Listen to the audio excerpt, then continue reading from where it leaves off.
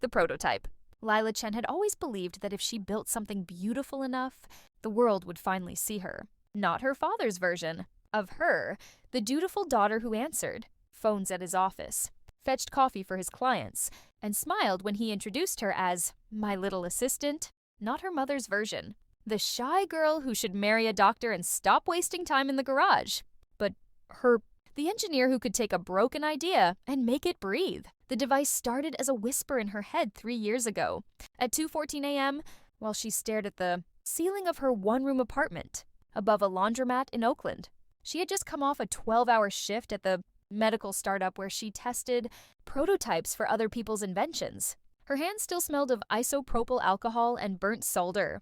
She was 24, exhausted, and furious because the lead engineer, a man who wore Patagonia vests and called everyone dude, had taken credit for her fix on a catheter valve that morning. Again.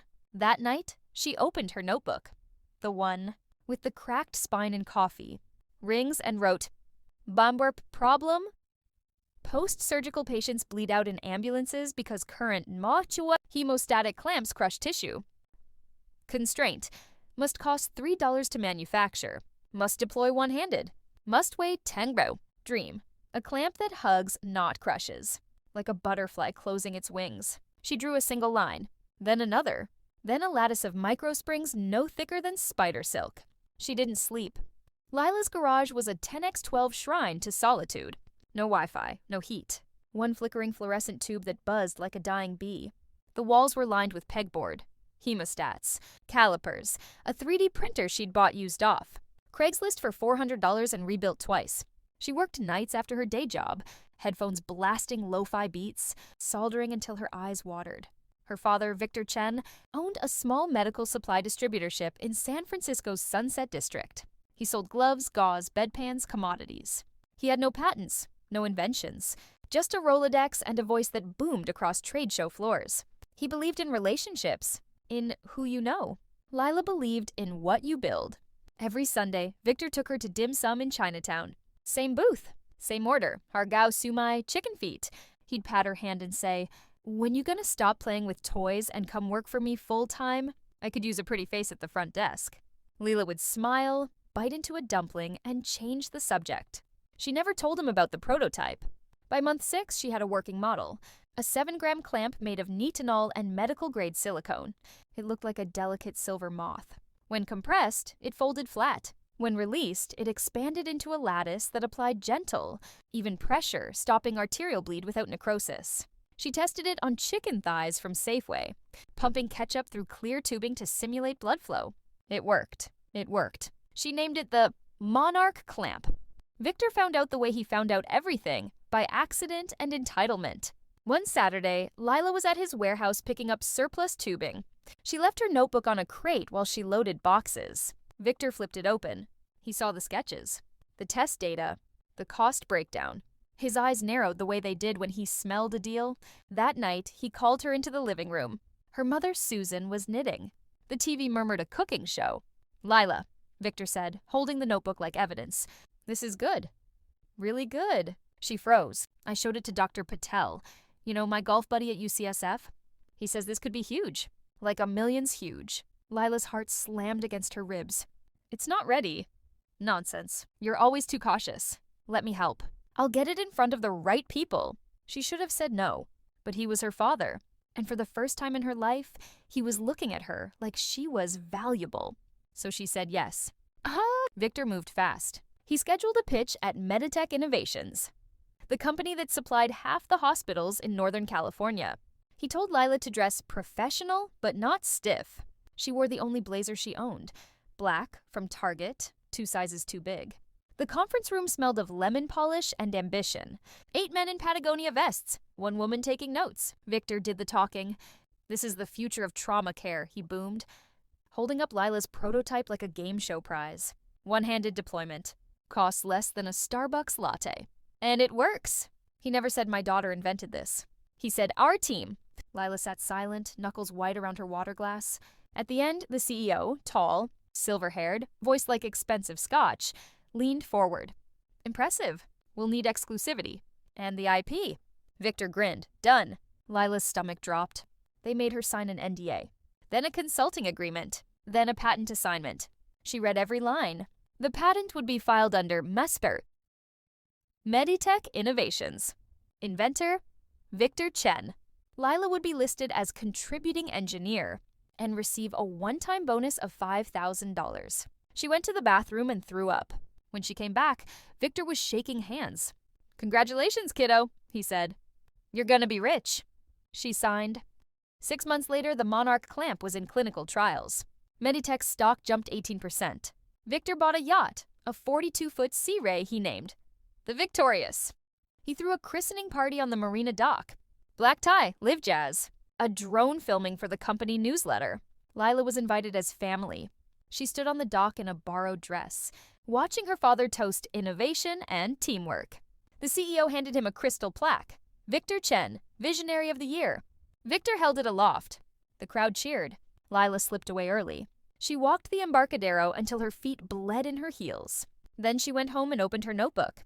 Page 1, the original sketch, her handwriting. Her initials, her timestamp. She started a new page. Lila had always been meticulous. Now she became forensic. Lab notebooks.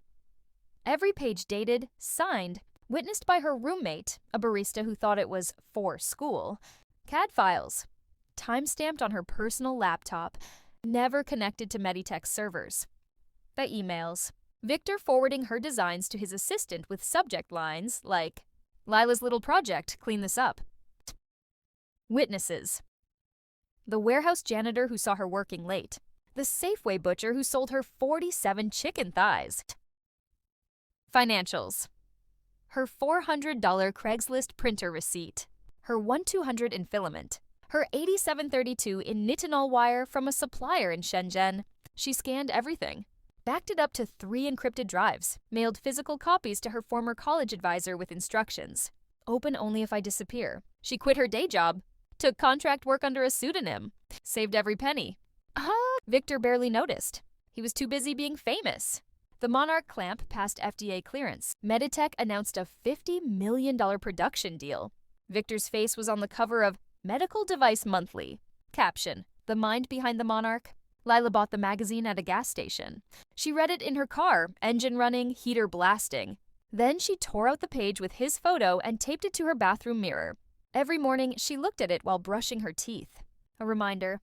The yacht christening was scheduled for Saturday, June 14th. Black tie, 6 p.m. sharp. Live streamed on Meditech's YouTube channel. 300 guests, investors, doctors, reporters, the mayor. Lila RSVP'd, yes. She spent the final week in a blur.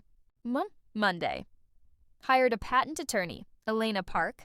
Shark in Stilettos, former USPTO examiner. Tuesday. Filed a petition to correct inventorship with the USPTO. Teams, Wednesday. Submitted a Mama-style cease and desist to Meditech's legal department. The Thursday. Nick secured a temporary restraining order. Freezing royalty payments. Friday. Printed 300 glossy packets, each containing the petition, lab notebooks, and a cover letter titled, "The True Inventor of the Monarch Clampo." She addressed the top envelope to her father. Inside, a single post-it. "See you tomorrow, Dad." Well, the marina glittered under golden hour light. White tents, ice sculptures shaped like caduceuses. A string quartet played Vivaldi. Waiters circulated with champagne flutes on silver trays. Lila arrived at 5:45 p.m. She wore a midnight blue gown, rented, but altered to fit like armor. Her hair was swept up. No jewelry. She carried a small clutch. Inside, her phone and a USB drive. Victor spotted her immediately. He wore a tuxedo with a silk pocket square. His plaque gleamed on a pedestal near the yacht. "Lila," he kissed both cheeks like a politician. "So glad you came. Big day for the family." She smiled. "Wouldn't miss it." The CEO gave a speech. The mayor gave a speech. Victor gave a speech. He talked about late nights in the garage, about sacrificing family time for innovation, about how the Monarch clamp would save millions of lives. The crowd applauded. Cameras flashed. Lila checked her watch. 6:27 p.m. Right on time. A man in a captain's hat, white uniform, gold epaulettes, strode down the dock. He carried a thick manila envelope sealed with red wax. The Meditech logo was embossed on the front. He stopped in front of Victor. "Mr. Chen, delivery for you." Requires signature. Victor beamed. Probably the keys to the new facility in Dublin. He signed with a flourish, tore open the envelope. The smile froze. Inside, the U.S. Pito petition. Her lab notebook pages. A photograph of the original chicken thigh test. Ketchup blood frozen mid-spurt. The captain wasn't done. He produced a tablet. Live feed from the U.S. Patent Office, sir. Public docket update. He turned the screen to the crowd. Petition granted, inventor corrected, Lila Chen. Gasps rippled through the guests. Victor's face went the color of printer paper. Lila, his voice cracked. What is this? She stepped forward. Her voice was soft, but the microphone on the CEO's lapel picked it up. It's the truth, Dad. The Monarch clamp is mine every spring. Every test. Every sleepless night. You stole it. And now the world knows. The CEO lunged for the tablet. Too late. The live stream chat exploded. Wait, what? Is this real? Monarch scandal. Security tried to escort Lila away. She held up a hand. One more thing. She opened her clutch, withdrew the USB drive, plugged it into the AV system. A video began to play on the massive screen behind the yacht. Grainy garage footage time-stamped. Lila soldering at 3 a.m. Lila testing the clamp on chicken. Lila crying when the first prototype snapped. Lila whispering to the camera. This one's for the patients who don't have time to bleed. Then Victor's voice, recorded from a warehouse security cam. She won't fight it. She never does. The crowd was silent. Victor lunged at the screen, tripped over a cable, fell into the ice sculpture. It shattered. Caduceus wings everywhere. Meditech's stock dropped 22% by Monday. The CEO resigned. Victor's yacht was seized to cover legal fees.